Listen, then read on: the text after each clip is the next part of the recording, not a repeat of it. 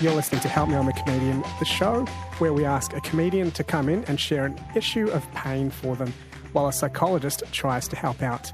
I'm Ashwin Segkar, and you're joined now by comedian Bron Lewis and psychologist Dr. Rachel Hannam. Hello to you both. Hello. Hi, Ashwin. Bron, you have 3 kids. I see them mentioned quite often in your comedy routine. Yeah. And you went through anxiety and depression at different stages after each child. Mm-hmm. Can you tell us more about that experience? Maybe take us through each child and what you experienced when they were born. Olive is 7, that's my eldest, and she was a surprise, a huge surprise. So we started seeing my partner, and 6 months after we started dating, we found out we were pregnant, and that was a huge shock, but incredibly, we were both excited about it.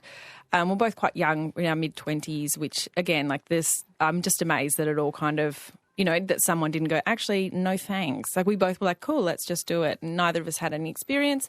Neither of us had any family around. We were just immediately excited about this prospect of the unknown. And then Olive, the whole pregnancy was kind of like, oh, cool, like, this is a mystery, but surely it's not hard. And then Olive was born, and she was so hard. She was... the hardest baby, I didn't know that babies could be that hard. She cried more than any other baby I've known, and she was like it just seemed just forever miserable and refluxing. No, she was angry. I still don't know. It's one of those things, and it's also something that I'll happily say, oh, she was a monster, but I really don't want to go back and kind of fish through what it could have been, because I'm so nervous that it was an easy fix. And I'm like, oh my God, I just, had to feed her or something. I'm so nervous that I could have fixed it. So I'm like, no, it was impossible. Okay, no one could have fixed that. And so in that time of having a baby that never slept and cried the whole time with no family support and with a relatively new relationship, and my identity was kind of thrust into the air, and wherever it fell on the ground, I had to kind of scoop it up and be like, and this is who I am now. And just, I guess, the noise of all of that, and also the silence of all of that, was really overwhelming. And I just moved. I just didn't stop moving. We would walk the streets. We were living in Melbourne at the time. I would just walk the streets as soon as she woke up, which was very, very early. And she would scream into my chest for, the whole day. And people would, kind of stop me. And this is what I started to get really quite sensitive about this, of people stopping me and giving me advice, because that also was really hurtful, because they were assuming that I didn't know what I was doing, even though I definitely didn't know what I was doing. I just didn't want anyone to be like, you know what, because they did all the time. Like, excuse me, she's cold. Or one lady stopped me once and said, excuse me, your baby's crying. And I was like, oh my God, you're kidding me. Thank you so much. I didn't realise how much it was impacting me until I had another baby, which was 20 months later. We had Edie, and I didn't really clock it until much later. I was terrified that whole pregnancy, and I really thought that was normal. I was like, of course everyone's dreading a newborn. And a few people would kind of like smile and be like, oh, I don't know. Okay, yeah, like each to their own. I was like, no, everyone hates babies. I don't know why I'm having one, but fine. And then she was born, and then she was a sheer delight. Like, she was just the baby that I had thought that all babies were supposed to be. She was just round and smiley and easy, and she slept. And I could not enjoy it because I was just waiting for her to turn into Olive. I was like, this isn't what I get. I get the angry baby. And so I wouldn't leave the house, because I thought that if I left the house that day, then that would flick the switch. Or even like, I'm not going to change her the type of pajamas she would wear. So she would wear the pajamas, and then if they were dirty, I would wash them, make sure they were dry for those, because I was like, if she changes, she'll turn into Olive. So I was in my head so much about where it was going to go, even though there were no signs that it was going to go there. You develop superstitious thinking. Yeah. Yeah, because your mind generalised from the first experience to the next one. I regret that, because I wished I'd enjoyed Edie, but at the same time, I understand why I was so scared. you know, even when she was asleep, when she was a baby, I couldn't relax because I was just waiting for her to cry again. It's kind of like driving, it was kind of like driving a really unreliable car on a highway, because you just know any second something's going to fall off it, or it could explode. Yeah, and you're waiting for that, and you're just like, okay, cool, this is any second now, and I'm prepared. Like, at least I'm prepared for the worst, which is not being prepared at all. No. But I can say to someone, I told you so. I told you something's going to go wrong. Rachel, is that level of vigilance, is that one of the characteristics of anxiety? Yeah, absolutely. And it's even more than anxiety. I would go so far as to say your experience of your first baby was slightly traumatic. Oh, yeah. In the sense, when we sort of use the word trauma, we can mean different things. But one of the things we mean is where your resources are overwhelmed, your coping resources are overwhelmed. You don't know what to do. You have moments where you think, I'm incompetent. I don't, you literally don't know what to do when you've got that baby screaming into your chest for hours and hours. You're so tired. And your mind kicks in, what am I doing wrong? It must be me. And then you get a stranger saying, oh, she's cold, your baby's crying. And then the shame, both trauma and shame we call under-resourced states, in that you don't have that sense of, I can do this. You have this sense of, I can't do this. And so that kind of trauma then sets you up to be hypervigilant, because then you're looking for the threat, the danger. This is how our brains have evolved. What was the effect on you, Bron, longer term? Did you find yourself just feeling frazzled, sad? What kind of impact did it have on you emotionally? Well, I kind of distanced myself from a lot of things. I'm quite avoidant, and so I would... I took up CrossFit, which was so smart, and I just went, like, if I could go twice a day, I would go. And I didn't realise that I was doing it to get away from my kids. I didn't realise I was, and I don't even know if that is why I was doing it, but there was control there. I was, if I practiced something, 5 days a week, I would get better at it. Yeah. And that was how I was like, okay, fine, I can see progress here. But at home, I could not see progress, even though Edie was fine and Olive was becoming less. Well, you had some terrible control over the exercise, and so I would go, and that was really problematic for my relationship, because my partner was like, "Why are you going to the gym so much?" And I was like, "Because I love it." And if now I never go at all, because I'm like, "Why would anyone love this?" But it was in that time, it's what I needed to do, and I have thought about it. It kind of felt a little hard. I love the really hard exercises, because I felt like that's what I needed. I felt like I needed to put myself through something pretty horrible, because I hadn't done it, the thing that I was supposed to do, correctly. Mothers in my mother's group had, their mums around who would take the kids or help out in some way, or deliver food, and we didn't have that situation in our family. And so instead of being like, oh, that's good for you, I was just furious. I was like, how dare you get help? And I think this makes me think of a really, really important distinction between self-pity, which you really avoided by the sounds of it, versus self-compassion, which you also didn't practice by the sounds of it. Because self-pity says, poor me, I've got it really bad and nobody understands. Whereas self-compassion says, this is a human experience. I'm not the only one, but it's really hard, and I need to go easy on myself and kind of feel for myself in this, because it is so difficult. You didn't do that one either. No. The thing, if we feel too badly about ourselves, though, then we feel shame, and that blocks reflection and introspection. But you are doing the reflection piece. So it sounds like you probably have found some middle ground with that. But with parenting, for a while there anyway, you just went into the shame stuff. When people would give me their reflections on my parenting, that was like, it was wounding. It was also unforgivable. I was like, oh my God, were you there at 4 a.m. after 5 hours with a screaming baby? Wow, amazing. Like, please keep talking. I'm so interested in what you think. Research shows that parenting is one of a few areas where we're extremely vulnerable, really sensitive to the shame stuff. Yeah. I was talking to my coworker about this, and she said she was very vulnerable to parenting advice in the first few years of the child's life, because it's so formative. But after that, maybe she got comfortable with parenting. It's so interesting. People don't know when they're offering parenting advice, they're going to be adding shame potentially to some people.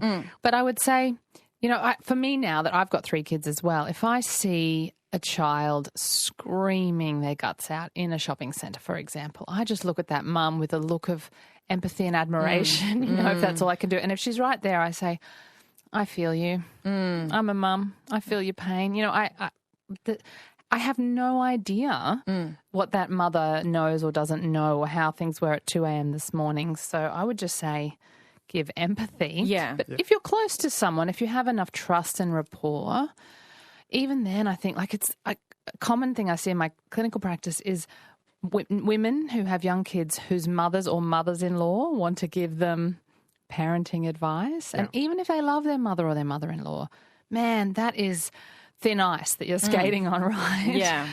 And I think the best way, if you really want to, is to say, I can see you're really struggling, and then tell your own story. I remember when I was really struggling, what I remember was, and this is what I did that helped. And you've got to hold it with so much lightness because you're so vulnerable to feeling guilt and shame when you're a parent because you're doing 99% of parents are doing their best. Yeah. And you also feel really exposed in every situation because you literally have the loudest thing in the room. I know. And often, the start, you actually have, your shirt undone and you look the worst you've ever looked and you feel the worst you've ever looked. And, for me, especially when I was anxious, it felt like the first 3 layers of my skin had been peeled off. And it would just feel like everything stung a bit.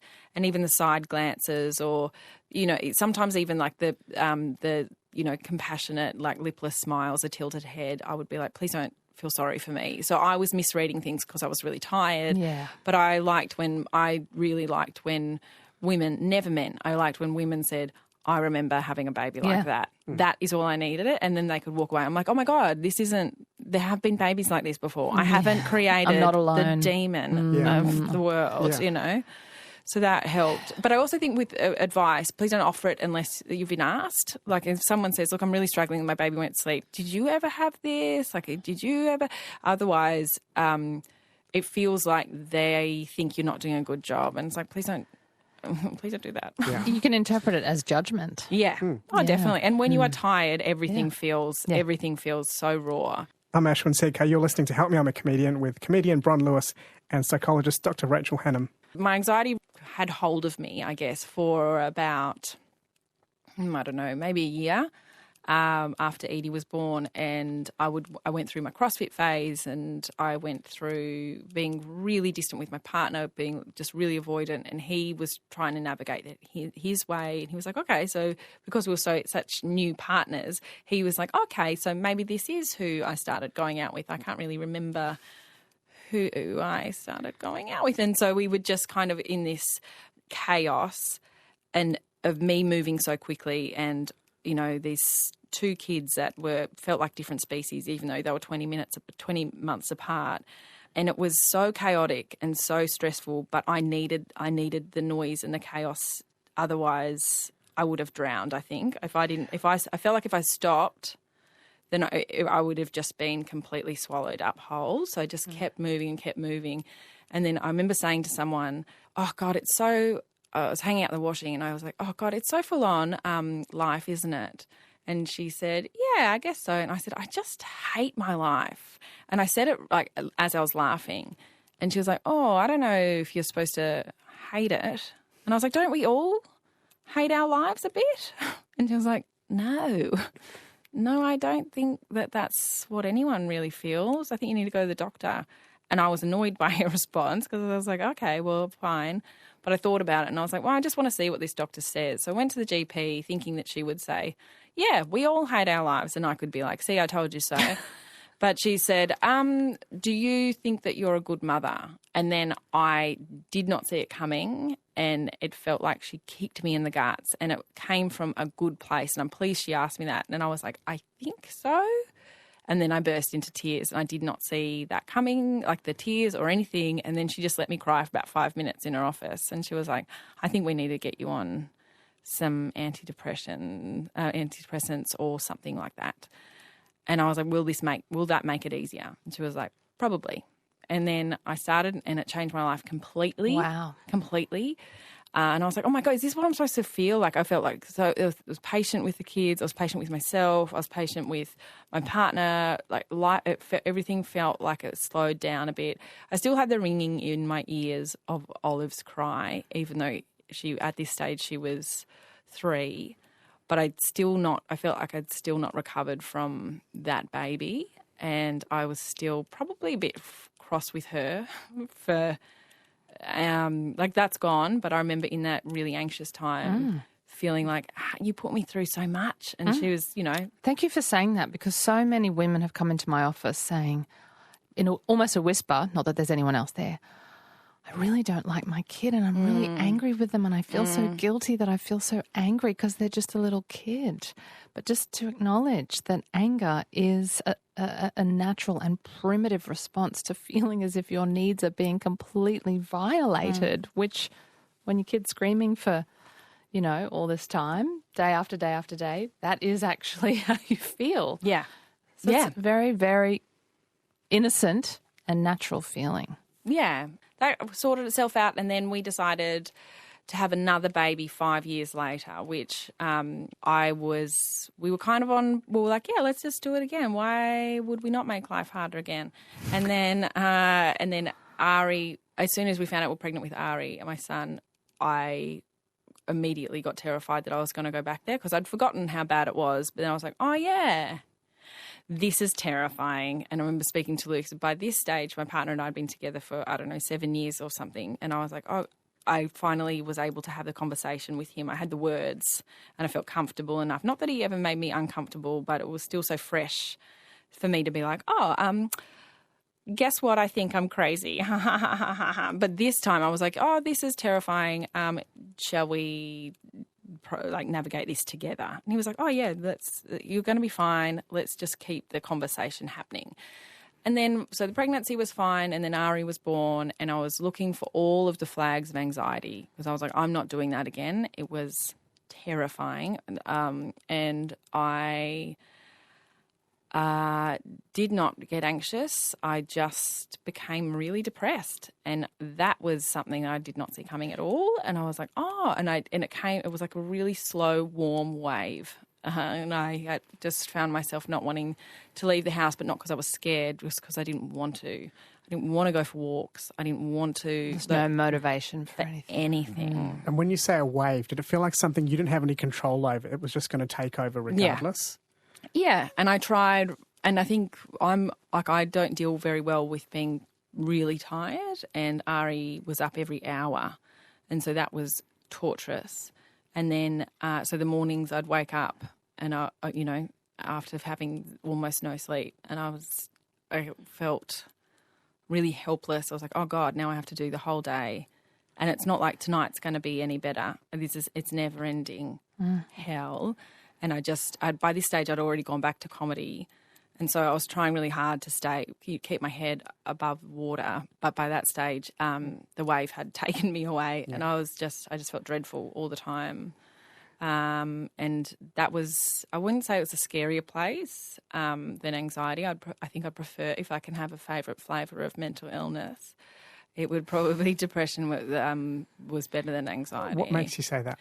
When I was anxious, I felt really out of control. When I had depression, it was kind of this stillness, dark stillness that whilst I couldn't really see a light. I knew with the experience that I'd had with mental illness and I guess medication, I knew that it was going to get better, but that stillness was far less exhausting. You can kill up into a ball. Yeah. And it's like you just... Whereas you're like a cat on a hot tin roof with anxiety. Yeah, you have to keep moving. Yeah. And you have no control over... Like physically, I felt really physically out of control. Mentally, obviously, very out of control. Emotionally out of control. And then I had kids that I felt like I couldn't control. So there was nothing there that felt like I could find steady ground. I was just like, walking on quicksand all the time. And that was even if the kids slept well, I'd wake up so both exhausted and highly strung. and I wasn't really sure if I was sleeping well. I was like, I think I slept well. I don't know. But with the depression and with Ari being so new, I knew I wasn't sleeping well. I felt like things were clearer, even though I was underwater, if that makes sense. Yeah. Sometimes there can be anxiety in depression, because anxiety is not just one thing. That's what I really want to point out. And depression is not just one thing.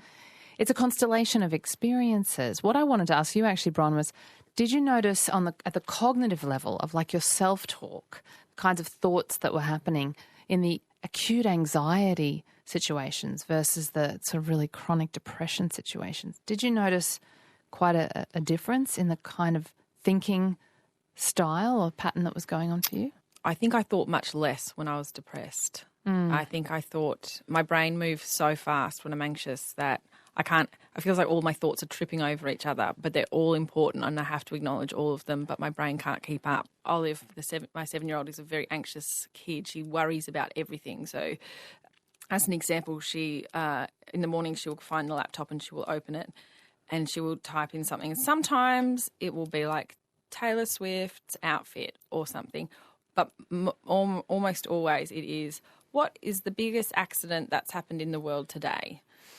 I'm like, and she's 7. She's 7. Wow. She worries about everything. She worries about, she worries about her weight, and she's a regular size kid. And I've never talked about weight. My partner's never talked about weight. No one. It doesn't feel like that's anywhere. She watches age appropriate television, but somewhere along the lines, she's understood that she perhaps is bigger than she wants to be, and now she's trying to find out how to control that. And that, I'm like, well, how are you worried about this? And I'm keep saying to her, like, just don't worry about it. Just get on with it. It's fine. Like, yeah. And then, but this is not rubbing off on her. And I'm worried that this attitude to her seems really dismissive. But at the same time, I feel like giving oxygen to it, like, okay, it's actually prolonging it. Yeah. So I don't actually know what to do and what to not do. Well, an anxious mind, and some people have naturally more anxious temperaments. We know this from the research. There's those calm people with those calm personalities, and then there's the anxious personalities. She's got one of those. And an anxious mind will find something to apply itself to and find something to worry about. So I think you're right to want to tread that middle path between kind of acknowledging that you can see she's anxious or upset, but not wanting to give it too much oxygen. My partner's Polish, and all of the women in his family are they stress so much about absolutely everything. So I feel like it is genetic.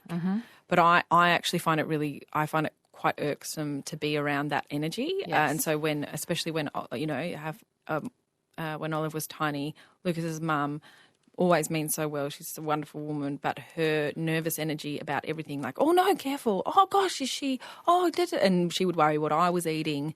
And I would be like, I can't be around her. This is too much for me. This is the last thing I need.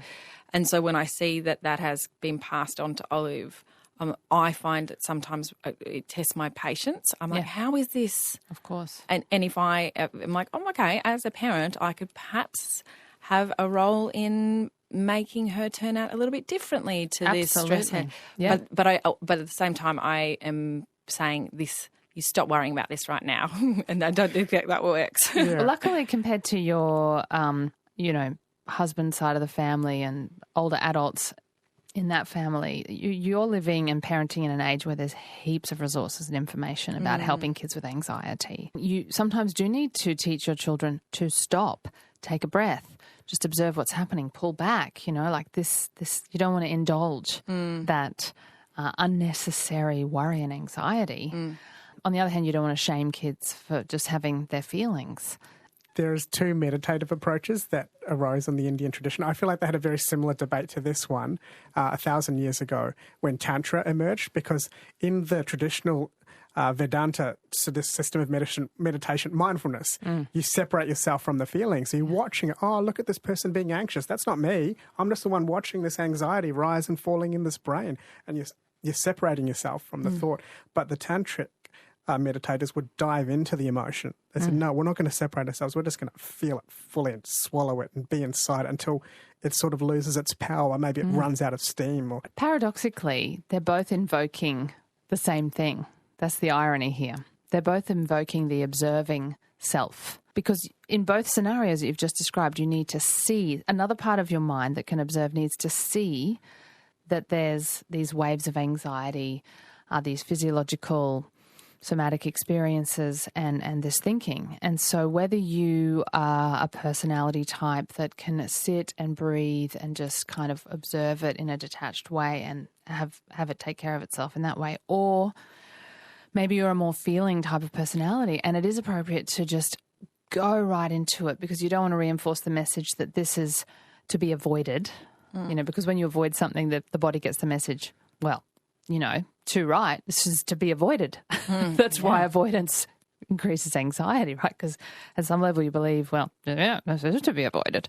So you stop avoiding and you go right into it, and then it's painful. You don't enjoy it, but eventually you see, this can't hurt me. A feeling is not a threat. And something changes when you stop avoiding. Anyway, I think the essence of the two approaches you just described, Ashwin, both of them are not avoiding. What about the levels of isolation we have in our society? There's no grandma at home, and the lack of extended family. Does that increase the chance that mum will become anxious or depressed? Yeah, I think that's another big factor. Our social mobility means that, often we're not in the same city as family. We're not as friendly with our neighbours as we used to be. Yeah, I think there is more social isolation for many people. And I know I feel jealous of people I know who have very communal friendly neighbourhoods. I think that's quite rare these days. Once upon a time we had the grandmas and the aunties and the sisters and all the other family members around to give you a break and to take that baby in their arms. And the baby got used to being in other people's arms. So you could sleep as the mother, and we don't have that now. And this is a huge issue. What do we do about it? Go back in time. Make a time machine. How has comedy helped you through all this? Comedy's helped me because it is, one, it's time away from the kids. Two, it's forced me to look at the funny side of things. I've always been quite, that's kind of been my go-to a lot of the time. It's like, get on with it. Surely there's something funny there. And often there is.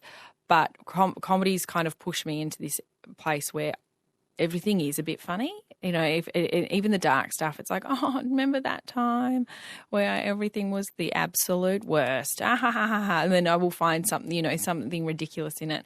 It's helped with that, but it's also given me my identity back, where my kids, even though they give me material, they aren't me and I'm not them, and we are completely different people. And I really enjoy them being around, but I don't need them being around. And I think that when I became a mother, I watched a lot of friends of mine do this, where they lost their sense of self so much that they just became a mother, and then that was kind of it. There was no longer, a woman who is also a mother. It was, I'm a mother and also a female down the line. It's like, well, I don't know how mother becomes the most important thing in your life. And I feel like that's a really dangerous thing for me to do. And some women that works for me, it doesn't, because the pressure of that and the weight of that title being my identity, it's not something that I want to associate with. It's not something that feels very comfortable. So becoming a comedian and having that space away from my kids has allowed me to see that I am my own person without them. It's also shown them that I am my own person. I'm not, because I am there for pick up, school drop off, all of those things. But, just before they go to bed, I leave and go do comedy, and they understand that is my stuff. What has helped with comedy is that after going through all of that crap with my brain, nothing seems that scary with comedy because no one's crying. Yeah, that's right. You have been listening to comedian Bron Lewis and psychologist Dr. Rachel Hannam. I'm Ashwin Segkar, and this has been Help Me, I'm a Comedian.